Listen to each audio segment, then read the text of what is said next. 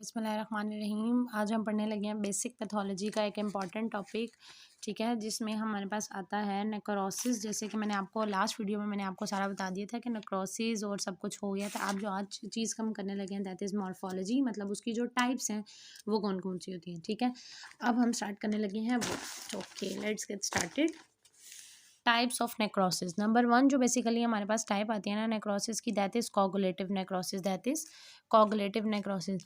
अब coagulative necrosis वो होती है जिसमें टिश्यू का जो आर्किटेक्चर होता है ना, मतलब उसका स्ट्रक्चर वो प्रिजर्व रहता है for several days even after the cell death.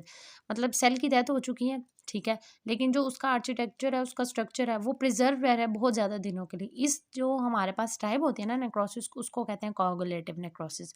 ठीक हो गया। जैसे कि बेसिकली हमारे पास इसकी एग्जांपल क्या है कि जैसे कि इस्कीमिया हो जाता है।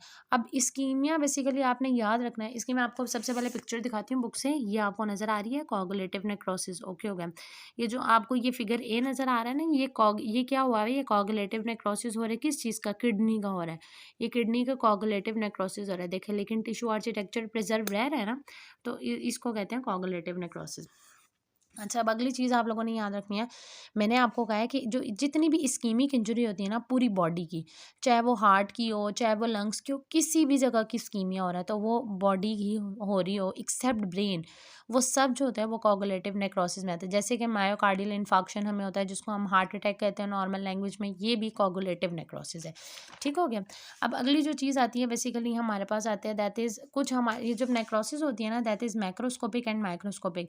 मैक्रोस्कोपिक मतलब जो बेसिकली हमारे पास सीन विद नेकेड आई इतनी ग्रोस विजिबल होती है, और माइक्रोस्कोपिक जिसको हमें माइक्रोस्कोप से देखना पड़ता है with naked eye, it is impossible us for us to see. ठीक हो गया। अगर जो चीज़ होती है हमारे पास है कि जो बेसिकली जितने भी हमारे पास सॉलिड ऑर्गन है ना, उन सब में कोगुलेटिव नेक्रोसिस होती है एक्सेप्ट ब्रेन। ये बहुत इंपॉर्टेंट एमसीक्यूज है, बहुत सारे पेपर्स में पूछा जाता है कि जो कोगुलेटिव नेक्रोसिस है वो बेसिकली हमारे पास कहाँ होती है, तो हमारी बॉडी में जितने सॉलिड ऑर्गन उन सब में क्या होती है, कोगुलेटिव नेक्रोसिस। अगली जो चीज़ है that is liquefactive necrosis. Liquefactive necrosis as a result of fungal and bacterial infection, as a result of bacterial and fungal infection. ठीक है, मतलब ऐसा नेक्रोसिस जो बेसिकली हमारे पास किसी भी इन्फेक्शन की वजह से हो रहा है उसको क्या कहते हैं, लिक्विफेक्टिव नेक्रोसिस। आप देखें हमारे पास कोई भी माइक्रोब्स आते हैं ना, तो बेसिकली हमारे पास ल्यूकोसाइड्स वगैरह आते हैं, उसको सराउंड करते हैं। जब ल्यूकोसाइड्स वगैरह उसको सराउंड करते हैं तो वहाँ पे क्या हो जाती है, पस की फॉर्मेशन। ठीक है। अब और ये बात आप लोगों ने याद रखनी है कि जो ब्रेन के अंदर होती है उसको क्या कहते हैं, लिक्विफेक्टिव नेक्रोसिस। अब याद रखें पस बेसिकली हमारे पास आपको पता है वाइट किस्म का फ्लूइड होता है, कहीं पे इन्फेक्शन हो तो हमें अक्सर नज़र आ रहा होता है तो उसको पस कहते हैं। अब वो बेसिकली होता क्या पस, ये सुन लें फिर आगे मैं आपको बताती हूँ। पस बेसिकली हमारे पास जब ना कोई भी पैथोजन या कोई माइक्रोब है वहाँ पे इन्फेक्शन हो गया, तो वहाँ पर जो बेसिकली लिक्विसाइड आते हैं उसको किल कर देते हैं, उसकी वजह से जो वेस्ट और डेब्रिस मटीरियल बनता है ना दैट इज़ नोन एज पस। ठीक है। अब व्हाट इज पस एब्सेस, लोकलाइज कलेक्शन ऑफ पस विद इन अ कैविटी। अगर जो पस है वो एक्युमुलेट हो रहा है कैविटी के अंदर, उसको हम कहते हैं पस एब्सेस। उसको क्या कहते हैं, पस एब्सेस। ये हमारे पास दूसरी टाइप होंगे। पहली हमने क्या देखी, कोगुलेटिव नेक्रोसिस, दूसरी हमने क्या देखी, लिक्विफेक्टिव नेक्रोसिस। अगली जो चीज़ हम देखने लगे हैं that is gangrene necrosis. Very important, ये आपने बहुत ध्यान से सुनना है क्योंकि अक्सर ये गैंग्रीन नेक्रोसिस आपसे पूछा जाता है। अब देखो आपने, जब आपको देखा जाए कि आपकी लोअर लिम्ब में, ठीक है, मैं लोअर लिम्ब में ब्लड सप्लाई नहीं जा रहा, जब लोअर लिम्ब में ब्लड सप्लाई नहीं जा रहा इसका क्या मतलब, उसको क्या हो गया, इस्कीमिया। देन कोगुलेटिव, हाँ तो इस्कीमिक वाले जो थी वो कौन सी थी, कोगुलेटिव नेक्रोसिस। यस, तो बेसिकली हमारे पास जब लोअर लिम्ब का ब्लड सप्लाई नहीं जाता तो उसकी इस्कीमिया होता है, और इस्कीमिया को क्या कहते हैं, कोगुलेटिव नेक्रोसिस। अब माइक्रोफेजेस आए हैं, देखिए मैंने यहाँ पे लिखा हुआ है कि माइक्रोफेजेस आते हैं और वो आरबीसीज पर एक्ट करते हैं। जब वो आरबीसीज पर एक्ट करते हैं और हमारे जो फीट हैं वो ब्लैक हो जाए तो इसको कहते हैं गैंग्रीन नेक्रोसिस। अक्सर आपने, मे बी मेरे पास कोई पिक्चर हो गैंग्रीन नेक्रोसिस की ताकि मैं आपको दिखा सकूं बुक में, चलें वो मैं आपको दिखा देती हूँ। ठीक है, तो अक्सर आपने देखा ना उन लोगों को बेसिकली इन्फेक्शन हो जाता है और बेसिकली हमारे पास इस तरीके से हो जाता है, उनके हाथ और पाँव ब्लैक हो जाते हैं। तो वो जो ब्लैक हो जाते हैं ना वो बेसिकली गैंग्रीन नेक्रोसिस होता है कि उसमें मैक्रोफेजेस हमारे जो होते हैं बॉडी के वो आरबीसीज के ऊपर एक्ट कर लेते हैं। ठीक है, अब ये दो तरीके से होते हैं, एक होता है वेट, एक होता है ड्राई।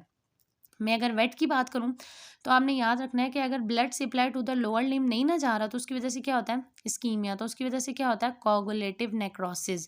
ठीक है। अब ऊपर जैसे कि हम पढ़ के आए हैं कि जब इस्कीमिया होगा तो कोगुलेटिव नेक्रोसिस है, तो एंड माइक्रोब केम, और उस जो इस्कीमिया है यानी जो इस्कीमिया को ही दूसरा नाम कोगुलेटिव नेक्रोसिस है, ठीक है।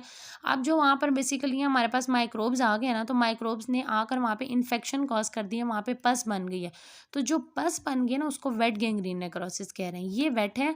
और जो ऊपर वाला मैंने आपको पढ़ाया ना कि ब्लड सप्लाई नहीं आ रहा है, इस्कीमिया हो गया है, तो इस्कीमिया की वजह से मैक्रोफेजेस आ रहे हैं, वो आरबीसीज के ऊपर एक्ट कर रहे हैं और फीड ब्लैक हो गए हैं, ये ड्राई है, ठीक है। ये हमारे पास गैंग्रीन नेक्रोसिस के बारे में था।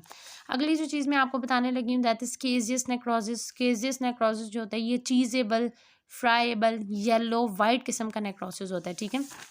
ये जो आपको पिक्चर नज़र आ रही है that is about the caseous necrosis of the tuberculosis of the lung, ठीक है।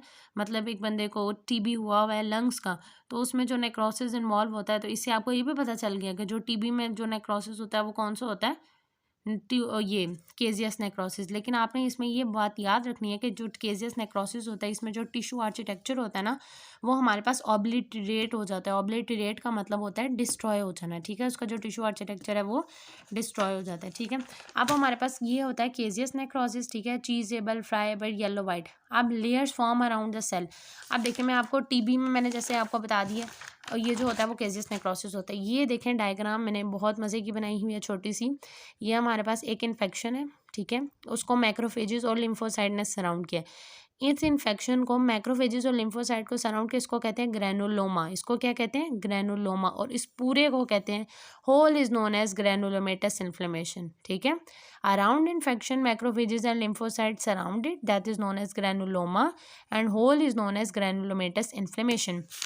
तो हमारे पास कौन कौन सी कोगुलेटिव नेक्रोसिस भी कवर हो गई, इक्विफेक्टिव नेक्रोसिस भी कवर हो गई, गैंग्रीन नेक्रोसिस भी कवर हो गई, केजियस नेक्रोसिस भी कवर हो गई। जो लास्ट हमारे पास नेक्रोसिस आ रही है that is fat necrosis, that is fat necrosis. ऐसा देखो बेसिकली हमारे पास टिश्यू हो उसके अंदर फैट हो और उसके अंदर नेक्रोसिस शुरू हो जाए ना बेसिकली हमारे पास, तो उसको कहते हैं fat necrosis. In that fat tissue having fat necrosis occur then it is known as fat necrosis. जैसे पैंक्रेटाइटिस हो सकता है या ब्रेस्ट ट्रोमा हो सकता है, ठीक है। जैसे ब्रेस्ट है उसके अंदर भी बहुत सारा फैट है, ठीक है। और यहाँ पर बेसिकली आपको ना बुक में फैट नेक्रोसिस के बाद यहाँ पर हमारे पास कुछ मिलेगा।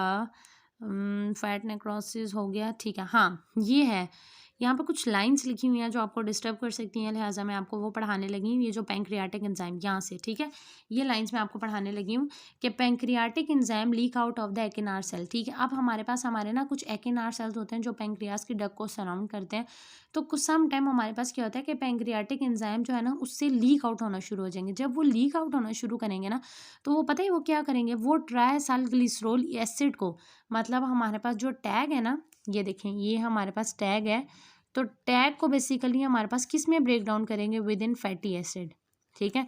ये जो फैटी एसिड होता है ना बेसिकली हमारे पास ये कंबाइन कर जाएगा कैल्शियम के साथ। किसके साथ कंबाइन कर जाएगा, कैल्शियम के साथ। जब ये कैल्शियम के साथ कंबाइन कर जाता है ना तो इसको बेसिकली हमारे पास जहाँ पे ये कैल्शियम के साथ कंबाइन करता है उसको कहते हैं सपोनिफिकेशन। ये आपको नीचे एक डायग्राम नजर आ रही है, ये मैंने आपको बताया कि pancreas cell leak out of the acinar cell, जब वहाँ से बेसिकली निकलते हैं ना सारे एंजाइम, तो वो टैग को किस में कन्वर्ट करा था, फैटी एसिड। जहाँ फैटी एसिड और कैल्शियम कंबाइन होते हैं वहाँ पे इस तरह एक वाइट वाइट सा एरिया प्रोड्यूस होता है। देखो जैसे कि आपको डायग्राम में नजर आ रहा है, इसको कहते हैं सपोनिफिकेशन। यहाँ पर एक टर्म लिखी है, इसको क्या कहते हैं, सपोनिफिकेशन। अब सपोनिफिकेशन का क्या मतलब है, इसका मतलब है ये बेसिकली सर्जन्स को हेल्प करता है टू आइडेंटिफाई द लीजन की यहाँ पर कोई इंजरी हुई है, ठीक है। तो जहाँ पर ये सर्जन्स को ये लीजन नजर आते हैं तो उनको पता चल जाता है।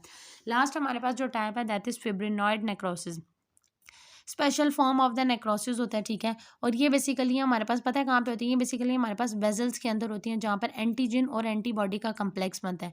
जब एंटीजन एंटीबॉडी का कम्प्लेक्स बनेगा ना तो बेसिकली जहाँ पर कम्प्लेक्स बनेगा तो fibrils like structure, protein like structure जो होता है ना उससे बाहर निकलना शुरू हो जाएंगे, तो उसको बेसिकली हमारे पास इसकी वजह से हम इसको क्या नेम दे रहे हैं, फिब्रिनॉइड नेक्रोसिस। तो ये बेसिकली हमारे पास क्या थी types basically of the necrosis.